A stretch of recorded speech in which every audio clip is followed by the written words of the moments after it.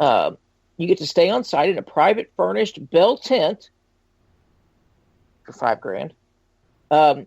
With or on the Mustang Estate in Fallbrook, California. You get exclusive welcome gift, private shower, and VIP restrooms, along with preferred seating to campfire stories with Megadeth.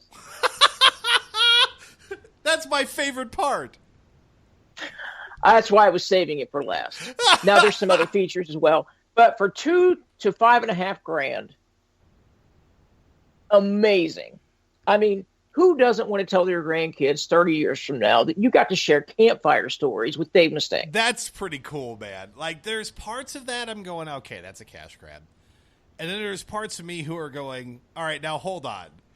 The fact that you can have a campfire chat with...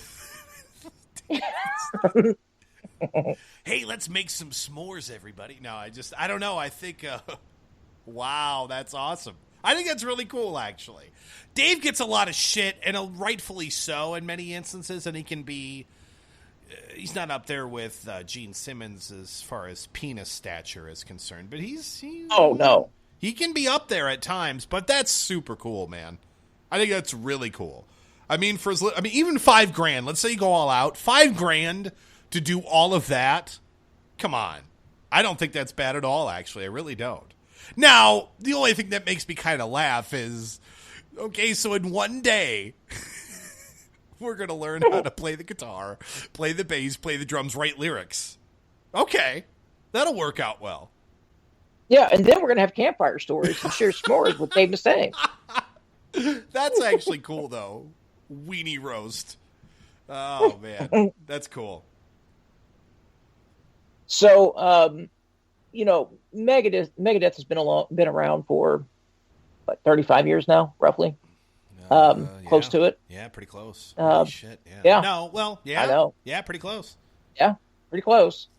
And for about the same length of time, Rat has been around. A classic heavy metal artist, or at least hard rock artist, from the 80s. And if you follow the news at all, you know that Bobby Blotzer and the rest of the band are kind of fighting over the name Rat, and they all have a specified interest in the band, and there's been legal battles, and apparently this upcoming month we're going to have a decision on legally who owns the name Rat. Now, in the meantime, Bobby Blotzer's Rat, which is how it's billed right now. So we having a Queensryche issue again? We are. Now, let's keep in mind, Bobby Blotzer is the fucking drummer. All right. First of all, and you and I have had this conversation many years ago, there's maybe 5 drummers on the planet who make a rat's ass difference in the band, in terms of writing, in terms of performing. I'm sorry, but for the most part, drummers are replaceable. They just are. And I know drummers don't want to hear that. I get it. Can they be the heart and soul of a band? Yes, they can. But it's rare. More often than not, it's the vocalist, it's the guitarist, even the bassist before the drummer. But at the same time, he's also one of the original founding members, who has been performing as Rat the entire time, as other members like DeMartini and Stephen Pearcy have come and gone. So he feels like he owns the name Rat, because he's been the only one really performing it, while everybody else was off either just not doing anything or performing solo like Stephen Pearcy did. Right. So at any rate, we're going to have a decision on that soon. And yes, to your point, we have another Queensryche type issue, and God only knows how it's going to turn out, if there'll be a settlement or if a decision will come down harshly on one side or the other. In the meantime, in all this, now, I don't know if you're aware of this, Jason, but Stephen Pearcy has a solo record coming out in February. You aware of that? I did. Okay. I knew that, yeah. Okay, it was called Smash, is the name of the new CD. Now, I ordered, for the first time in years, I pre-ordered a CD by Firewind. Okay, so it will be at my door on January 20th. At the same time, I was preparing to order the Stephen Pearcy CD, because I'm a longtime Rat fan. And I love the last Rat CD, which came out in 2010. I thought it was their best work. Well, I heard a couple of tracks, and the last one, which was just released not too long ago, called Rain. Have you heard this? No, I haven't. You're talking about Rat's Infestation album, though. Was that their last one in 2010? Oh, Infestation was. It was really good. Phenomenal. It was really, really good. Anyway, sorry, but yeah, I thought that was a good album. No, it was great. I loved it. So, Stephen Pearcy, his second single off of that CD is called Rain. And the first single, I don't even remember what it was called, but it was pretty bad. So I didn't pre-order the CD. I was kind of waiting to hear more. And then Rain came out. Well, I'm just going to say they should change the name to Lame because it's horrible. Really? And it's bad. I mean, it's just bad. And so after I listened to it a couple of times, I was like, is it really that bad or is it just me? And then I started reading the comments. He's getting murdered. Really? So, yeah, apparently either he just doesn't have the ability to perform like that anymore, but his singing was fine. I think it was the writing that was bad. Well, maybe he just has bad writers or he's trying to write it himself, or I'm not really sure, but it's pretty bad. So while all that's going on and that CD is scheduled to release, now he and DeMartini are back together and they're demoing new Rat material. So for you Rat fans out there who really love their most recent work, Infestation, and who were looking forward to the new Stephen Pearcy CD, don't buy it, in my humble opinion, based on what I've heard. You do have new Rat material to look forward to. Now, if it'll be called Rat or not, we don't know. But it's just a lot of legal meandering and positioning, and unfortunately, this is where the business side of anything gets ugly. So, I don't know what to say about that other than I really wish they could all get together and just kind of decide something.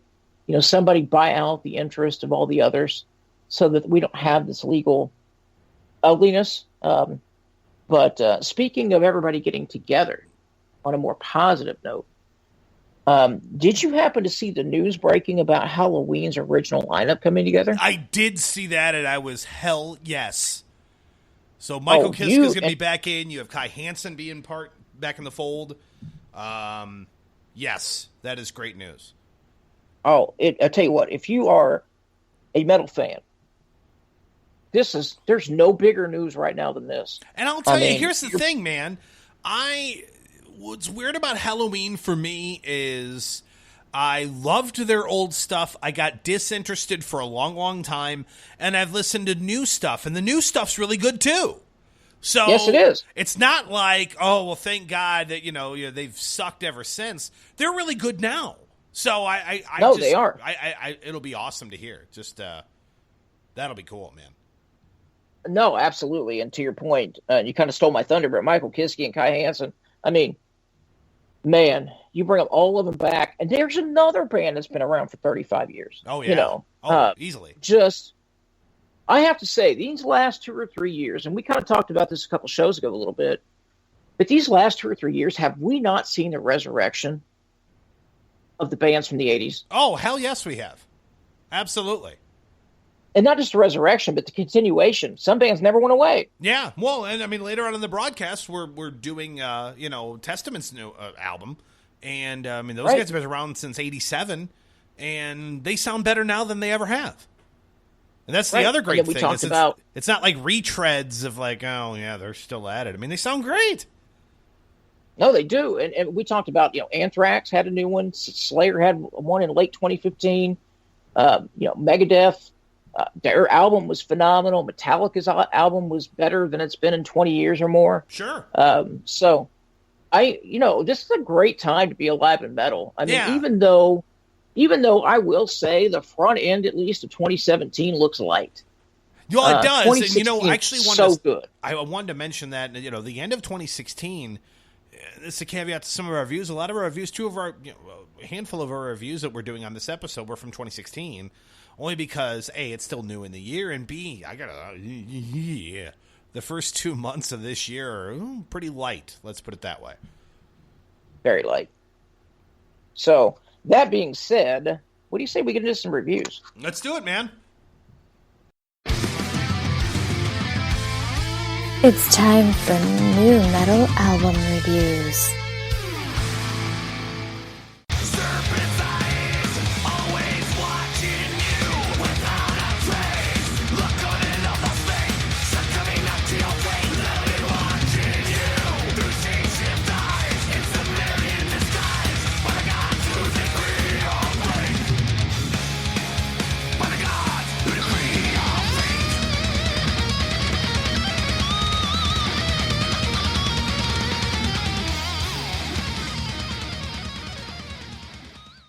If you didn't know what band we just played for the last 30 seconds, if you can't determine who that was in those 30 seconds, then you don't know metal and shut off the show and never listen again. I'm just kidding. But no, actually, no, I'm not kidding. Biv, have my back on this one. If you don't know who that was, you don't even deserve to be here. You have research to do, yes. I'm just kidding, kind of. That, of course, was Testament! Brotherhood of the Snake, their most recent album that came out 2016. Yeah, I know, we're kind of late to the party on this one. There's a good reason why. We had an end of the year show that we had, and there was just so many great reviews. And this is one that we wanted to review, but we wanted to make sure that we didn't let an episode, whether it's 2017 or not, go by without talking about this album. Of course, those are the vocals of Chuck Billy. And my fandom of Testament goes back to the Low album. Mid-90s is when I first heard them. And, of course, they had a couple albums before that. I mean, these guys have been out since 87. But Low was the first album in which he introduced kind of that lower growl sound that he has. And then, of course, if you know the history of Testament, after Low, Atlantic dropped them off of the label. They couldn't find a label forever. They wrote the album Demonic, which I freaking love that album. Heavier than hell. Chuck Billy and Eric Peterson at that time were mainly the main members of the band. Just wrote just pissed off metal, the heaviest they've ever sounded. Chuck Billy growled on half the album. It absolutely kicks ass. Then The Gathering comes out, which is even better, and just an incredible album. Then they go on a hiatus. Chuck Billy has cancer. They don't record an album for 8 years. They come back with The Damnation of Formation. Alex Skolnick's back in the band. Dark Roots of Earth comes out in 2012, which also just raises the bar. They had that 8-year hiatus, rightfully so, and they come back and they rule. And they release Dark Roots of Earth in 2012, and they rule. So here we are, 2016, the end of 2016. Does Brotherhood of the Snake disappoint, or do we have a Thrashterpiece on our hands here? Well, I have my thoughts on it. Biv, what did you think of Testament's most recent album, man? These guys have been doing this for 30 years now? Darn near? 30 years. Jeez, that's crazy. Anyway, Biv, what did you think of it, man? Phenomenal. What a great CD. Now, you had mentioned Alex Skolnick, who is, as you know, I'm a big Sabotage fan going back in the day, and Alex Skolnick was also an honorary member of the in and out personnel of Sabotage, and to this day is a performing member of Trans-Siberian Orchestra. So I'm a big fan of Alex Skolnick to begin with. But just to show you how this album crossed over, I don't know if you're aware of this. I'm going to bring some stuff to the table that many fans may not be aware of. Do you understand that this topped the Billboard charts as the number one U.S. independent album in 2016? No. This was number 2 in the U.S. top hard rock albums, according to Billboard, and number 2 in U.S. top rock albums. You can guess what it fell behind, right? Well, yeah. This was a top. Well, I started to say top 10, but it was number 11 in German albums. It was number 11 in Polish albums. It was 16 in Switzerland. It was 18 in Finland. This thing performed around the world. And the reason is because there's not a single track on this album when you just go, this doesn't fit, or this just doesn't work, or turn that off, or what is that, or skip that. There's not a single track on this album that you do that with. And that's saying a lot, because generally speaking, on a 10-track album like this, there's at least a couple of tracks that you do that with. But that's not the case with this one. So some of my favorites, Seven Seals, Brotherhood of the Snake. I loved Blackjack. I loved The Numbers Game, which finished off the album. I just saw it as